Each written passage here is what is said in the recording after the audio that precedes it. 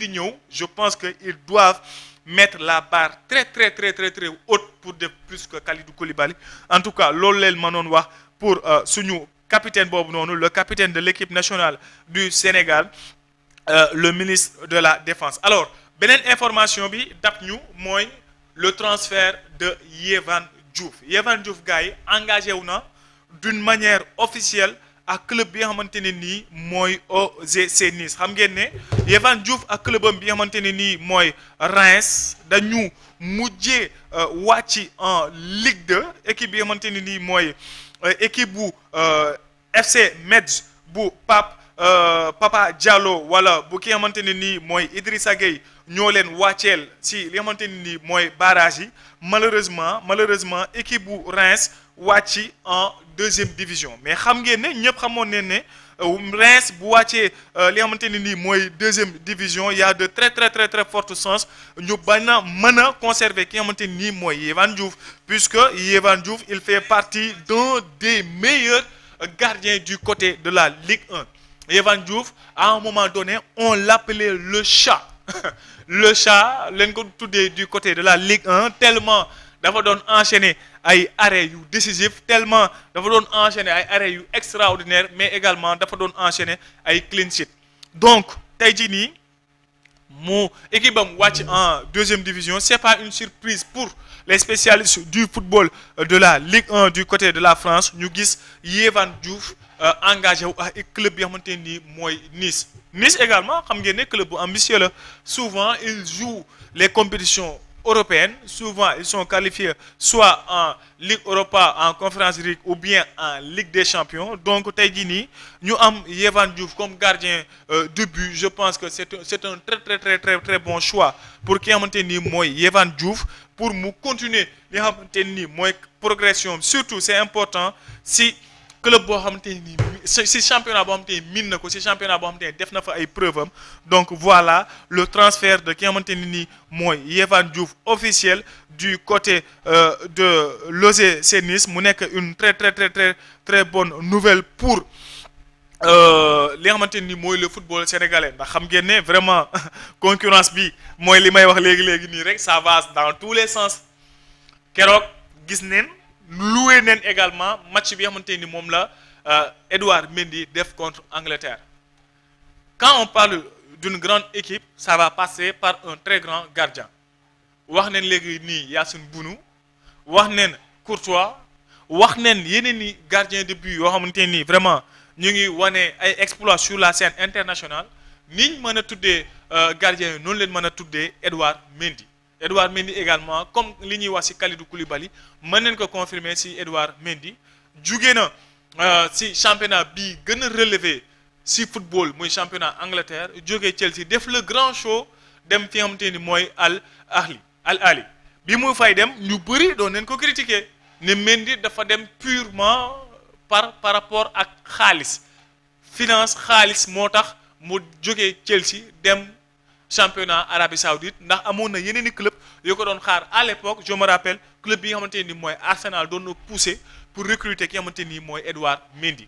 mais comme ni ñu ko waxee ak Kalidou Koulibaly dem neen du côté de l'Arabie Saoudite mais seen niveau wàcciwul la preuve seetaanaat leen match bi mu def contre Angleterre mais également match bi mu def contre saison bi mu def du côté de l'Arabie Saoudite donc comme ni ñu ko waxee léegi nii du côté de Kalidou Koulibaly noonu leen koy confirmer waatee léegi nii du côté de Edouard Mendy également poste yooyu noonu comme c'est des joueurs yoo xamante ni seen âge mu ngi bëgg a sori mais wàññiwul dara ci seen ay performances mais rien n'est éternel dans la vie il faut préparer la relève te relève boobu noonu gars yi rang bi serré na trop mais vraiment il faut compter sur Yehvan Diouf def na ay premiers pas am ginnaaw bi mu découvrir équipe nationale du Sénégal mars dernier ci double confrontation contre équipe yi xamante ne nii mooy Togo ak équipe yi xamante ne nii mooy Soudan ci dernière fenêtre FIFA bi def na ses premières minutes d'une manière officielle en tant que joueur international sénégalais mais de quelle manière contre Irlande mu def benn match bu correct notamment même but bi mu encaissé sax il était irréprochable li mu ci mënoon def na ko tellement wane na également li ñu doon xaar ci moom wane na également que ni attention il va cravacher pour chercher pourquoi pas une place de titulaire même si ce sera pas facile ndax dafa am un client qui xamante ni mooy Edouard Mendy. Donc pour mu continuer à performer il a fait le choix de rejoindre l'équipe de l'OGC Nice. Man pour man je valide entièrement choix am may xaar en attendant seen xalaat ci choix bi nga xamante ne nii moom la Yehvan Diouf def rejoindre équipe bi nga xamante ne nii mooy OGC Nice. Si même côté boobu noonu encore une fois encore une très bonne nouvelle pour l'équipe nationale du Sénégal toujours ci même poste bi muy le transfert de Mory Diaw. Mory Diaw également nekk na à un moment donné dans une position de numéro 2 nekk doublure ki xamante ni mooy Edouard Mendy mais depuis un temps xam ngeen ne depuis l'avènement Yehvan Diouf mel na ni ki xamante ni mooy Mory Diaw dañ ko reclassé en tant que troisième gardien de but dans la hiérarchie ci équipe nationale du Sénégal. Lan moo ko indi jóge na Clermont wàcc ci Ligue 2 te avant muy dem Pau toogoon na benn période boo xamante ni amul woon club. Loolu je pense joué wul ci faveur am ci course bi pour la place de deuxième ci hiérarchie bi du côté des gardiens ba tax circonstance de fait période bi nga xamante ni mu ngi doon toog nekkul woon en compétition sélectionné neen fi sax ki nga xamante ni mooy gardien wu équipe bi di Jaraaf di Cheikh Lo Ndoye ak yeneen i gardien de but moom nag période boobu noonu si leen doon plébiscité ki nga xamante ni mooy Yehvan Diouf pour une place en équipe nationale du Sénégal ba Yehvan Diouf génn def déclaration officielle wax ne dafa rejoindre équipe nationale du Sénégal juste mu yembox ki nga xamante ni mooy Mory Diaw am club du côté de Pau Yehvan Diouf imposé wu en Ligue 1 logiquement ñu reclassé ko deuxième dans la hiérarchie. Mory Diaw boobu noonu war na retrouver waat au niveau conscient na si liggéey na du côté de Pau en Ligue 2 retrouver waat na nag un club digne de son nom un club de l'élite de la Ligue française muy Le Havre. Je pense que également Le Havre signature bu baax la pour ki xamante ni mooy Mory Diaw. Le Havre kenn dootu ko présenté pensionnaire la en Ligue 1 gis ngeen niveau bi ni mu relevé en Ligue 1 je pense que c'est une très bonne chose c'est une très bonne signature pour ki xamante ni mooy Mory Diaw. Au moins on a 3 gardiens yoo xamante ni kenn pour koo si classé pour une place de titulaire je pense que xel da kay nangu. Mory Diaw également match référence am man pour man mooy match bi mu def contre Brésil bi ñuy dóor Brésil 4-2 wane na également am na potentiel am na talent pour nekk un des gardiens titulaires en équipe nationale du Sénégal. Am Yehvan Diouf wax naa ko léegi nii du ma si jaaraat mais également ñu am l'un des meilleurs gardiens du monde muy ki nga xamante ne nii mooy Edouard Mendy. Je pense que encore une fois abondance de biens ça nuit pas. En tout cas côté gardien concurrence bi c'est très rude te lu mu dëgër concurrence bi lu mu métti ñu jël lu mu métti doyluñu ndax loolu la ñuy ñaan yàlla pourquoi pas si poste yëpp en équipe nationale du Sénégal. En tout cas concurrence bi même si c'est une concurrence saine ça promet. Beneen signature wala beneen sax signature bu imminent muy le cas Ilaï Camara. Ilaï Camara wax ne il est proche d'un retour du côté de Anderlecht. Xam ngeen ne Ilaï Camara bu ko Anderlecht formé wul Anderlecht également contribué na ci progression ki xamante ni mooy Ilaï Camara. Xam ngeen ne même si Standard de Liège je pense ak Molenbeek fa la gën a révélé woo mais Anderlecht également c'était un club boo xamante ne nii mën na révéler li xamante ni mooy talent wu Ilaï Camara. Ka Ilaï Camara dama ciy def benn taxaw bu ndaw man je pense que Ilaï Camara malentendu la quand même. Ilaï Camara il a été un petit peu malchanceux. Je m'explique. Ilaï Camara dafa choisir Sénégal au détriment de la Belgique. Pour rappel mënoon na jouer à équipe nationale Belgique. À un moment donné presse belge bi doon leen pousser pour Ilaï Camara rejoindre Belgique ba benn moment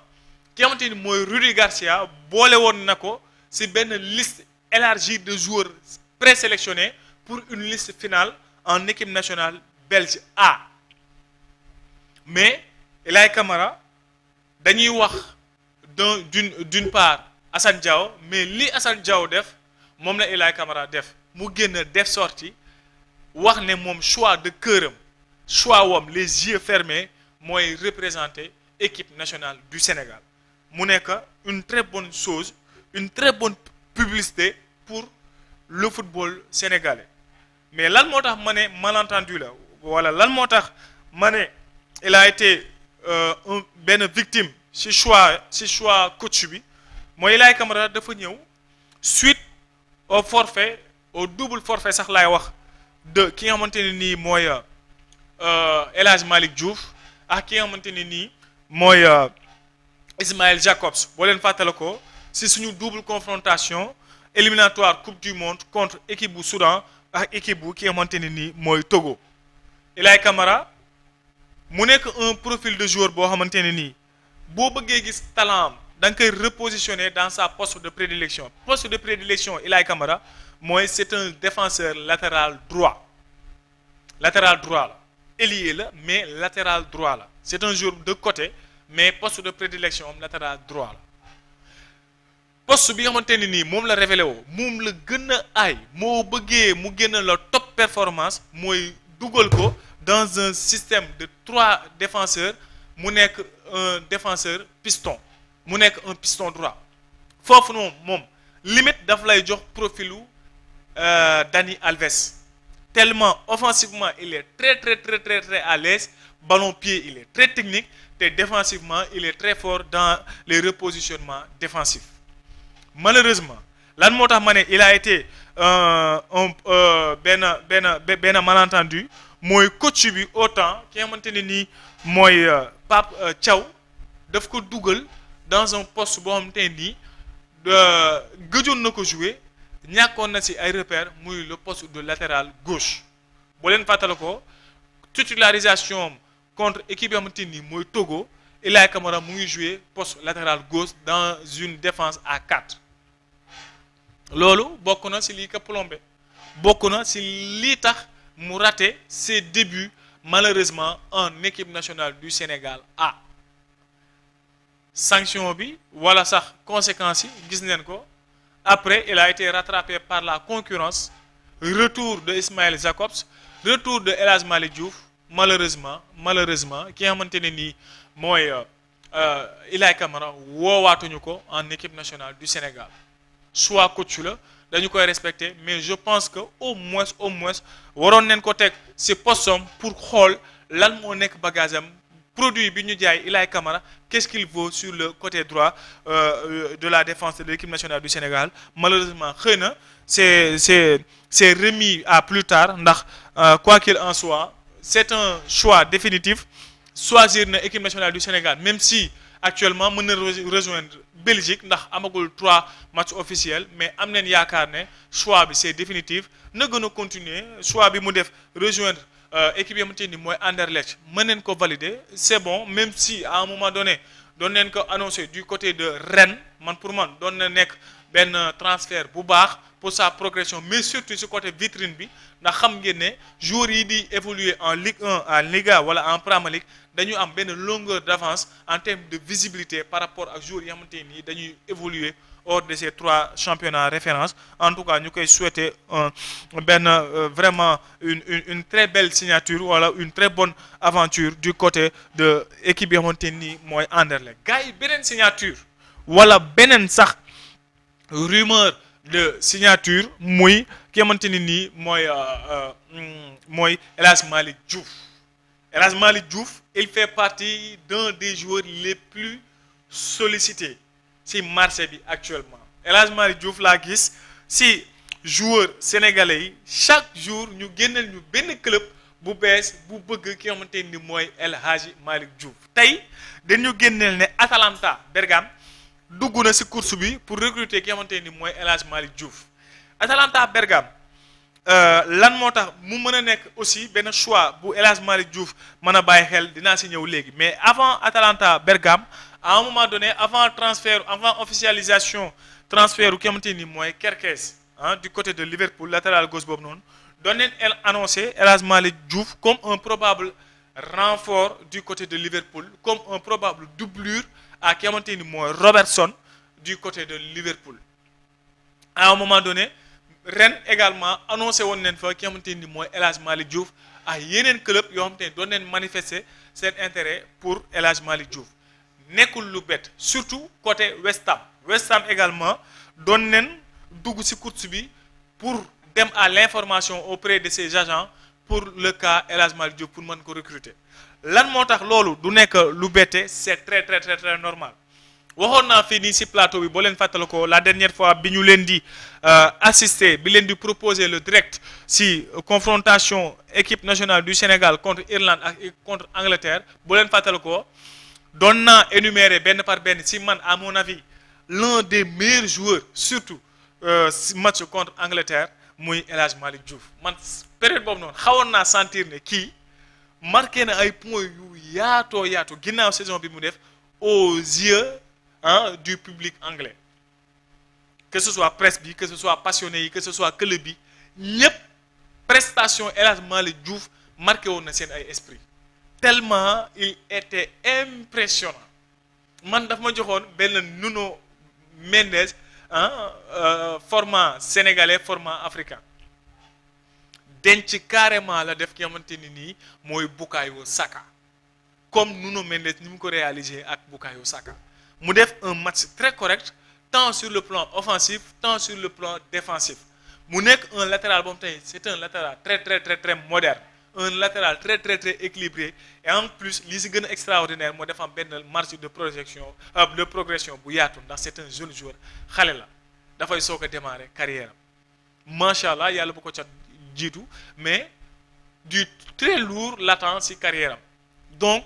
loolu moo tax ma jàppoon ne du doon surprise Liverpool wala yeneen club anglais yi ñëw vers moom pour solliciter ko pour un probable transfert man personnellement bettuma parce que anglais yi ils sont comme ça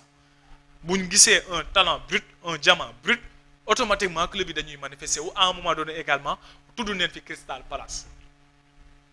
balaa dara définitiful dara concret wul wala dara sax absolu wul signé gul ci benn club mais jusqu'à preuve du contraire man am naa yaakaar ne mën na mujjee rejoindre une équipe anglaise un club anglais parce que prestation yi wane na ko deuxièmement léegi nii ma waxoon ni El Hadj Malick Diouf choix wu Atalanta Bergame lan moo tax ma wax loolu noonu même si lii gënoon yokku tax ma wax ko malheureusement am na tuuti changement muy le départ de Gianpiero Gasperini moo yoroon équipe yam ti mooy Atalanta Bergame mais ku xam Gasperini xam ne c'est un adepte du système 3-5-2 avec des pistons moom noonu lay footballé équipe yi mu yor système boobu noonu la leen di jouer dem neen ba marque de fabrique bu Atalanta système boobu la 3-5-2 donc ma yaakaar ne bu fekkee ne dañuy aligné ñëw dans la continuité bu fekkee ne dañu am volonté recruter ko El Hadj Malick Diouf c'est parce que ils ont en tête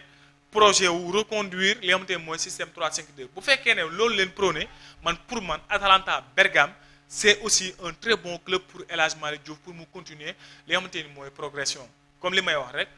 championnat Italie aussi bokk na ci vitrine yi pour vraiment exploser mais également pour attirer l'attention des grands clubs mondiaux donc système 3-5-2 boobu noonu ça lui va très bien ndax également comme li ñuy wax ci Ilay Camara moom aussi spécialité am la muy jouer dans un système à 3-5-2 en tant que piston def na ko sous l'ère Aliou Cissé dans une défense à 4 également il est excellent wane na ko sous l'ère Pape Thiaw en tout cas mu nekk de très bonnes nouvelles pour le football sénégalais et enfin ñu terminer par ki xamante ni mooy Habib Diarra transfert am du côté de fi nga xamante ne nii mooy Sunderland ñu bëri wax neen ci sama consultant maison yi de passage ñu ngi leen di nuyu bu baax a baax sama gars yi Elimane ak ki nga xamante ne nii mooy Lamine l'homme de Kaffrine dañu am empêchement pour rappel ak sunu invité malheureusement cas force majeure moo tax jotuñu teew ci li nga xamante ni mooy plateau bi doon leen fi analyser li nga xamante ni mooy transfert wu Habib Diarra d'après Lamine d'après Elimane c'est un très bon choix pour ñoom pour la simple unique raison que joueur boo tolloo ci âge bii ni waroo brûler les étapes jóge nga dans un championnat relevé muy la Ligue 1 toj nga quoi qu'on puisse dire sa club formateur muy Strasbourg li si topp mooy nga wanewu révélé wu wala nga confirmer sa talent du côté d'un championnat boo xam ne relevé na am na lu mu ëppalee championnat bi nga joxee muy équipe yi xamante ne nii mooy Sunderland muy championnat Angleterre ñu bëri ay joueurs yoo xamante ni def neen choix boo xamante ni jàpp ne dañ brûler les seen ay étapes ba tax seen carrière jaalee fa plombé maa ngi rappelé wu le transfert de Djilo Bodji Papy Djilo Bodji jóge na fi championnat France dem directement du côté de Chelsea ñu dem conférence de presse laaj José Mourinho coach à l'époque Papy Djilo Bodji mu ne moom xamul sax kan mooy Papy Djilo Bodji gis neen Malang Sarr même si c'est pas un international sénégalais absolu même chose la def choix de carrière boo xamante ni dañu brûler les étapes donc Habib Diarra il a été très bien conseillé mu dem si un club boo xamante ni c'est un promu mais un promu boo xamante ni am nañ ay projet ndax ñu ngi def ay transferts yu ambitieux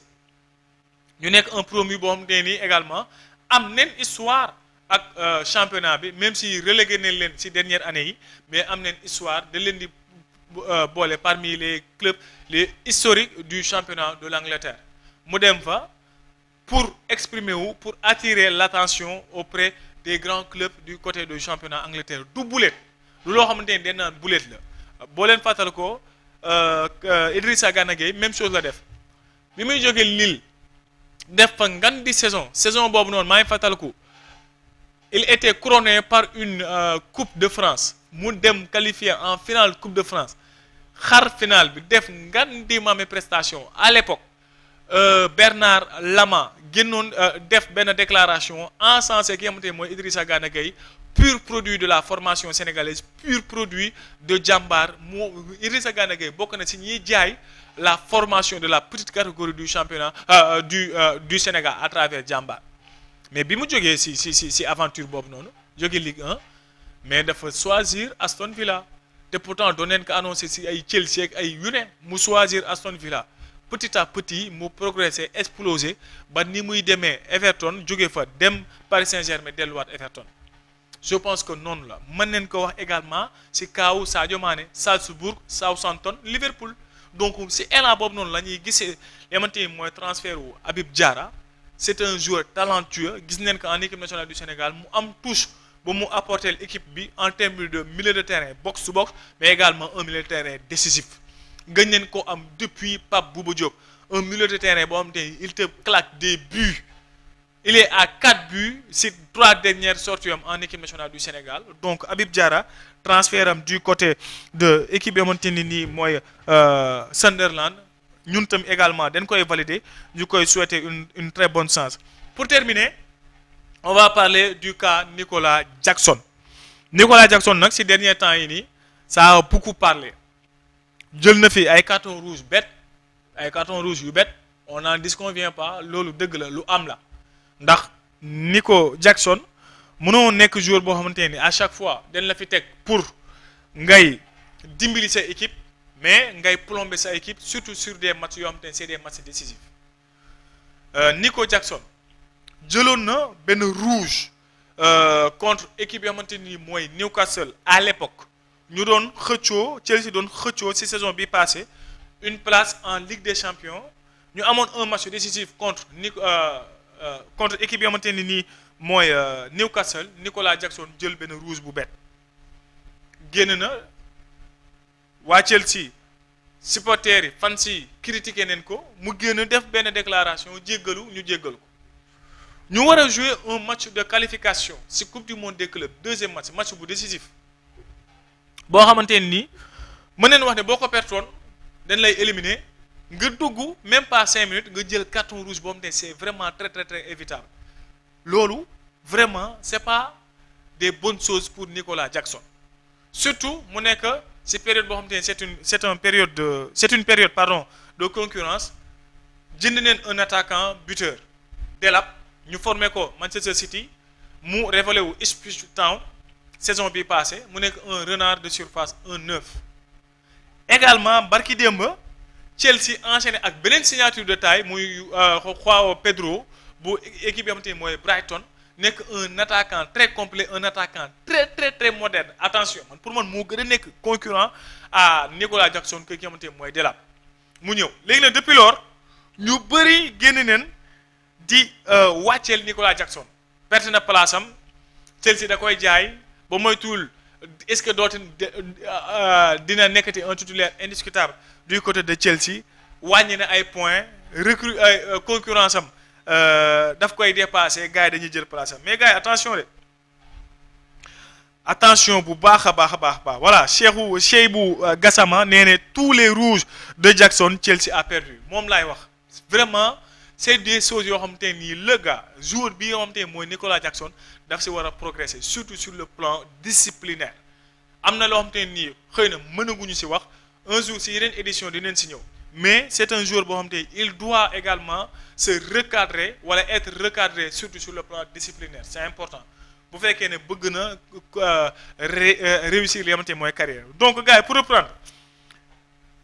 avenir u Nicolas Jackson à Chelsea gars yi dañ koy jaay wala duñ ko jaay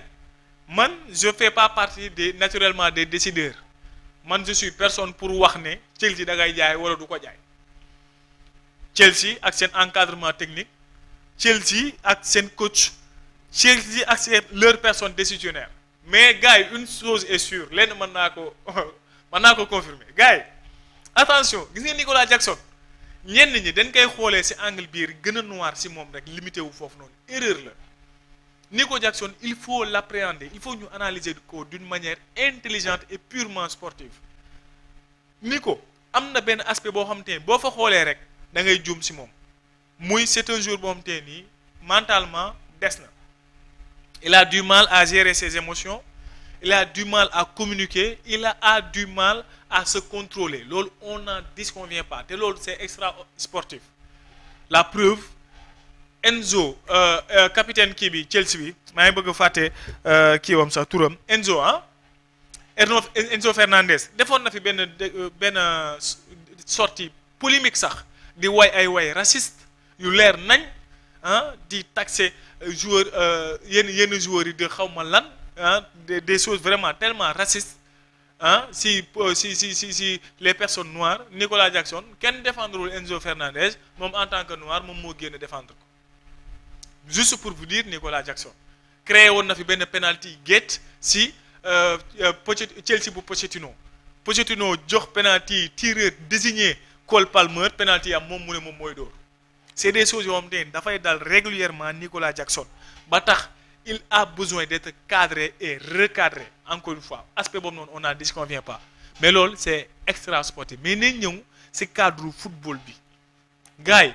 Nicolas Jackson c'est pas un joueur boo xamante nii da ngay xëy du jour au lendemain jënd ñaari attaquant génne ko sa équipe de non mais gars yi il fait partie d'un des joueurs les plus modernes actuellement ci footballu Sénégal gars yi Nicolas Jackson talent bi mu am potentiel bi nekk ci moom non vraiment c'est très très très très rare jamono bii nii laa wax man je pèse bien mes mots ci footballu Sénégal Nico Jackson lenn kese la ko attaquant xëy na mooy l'essentiel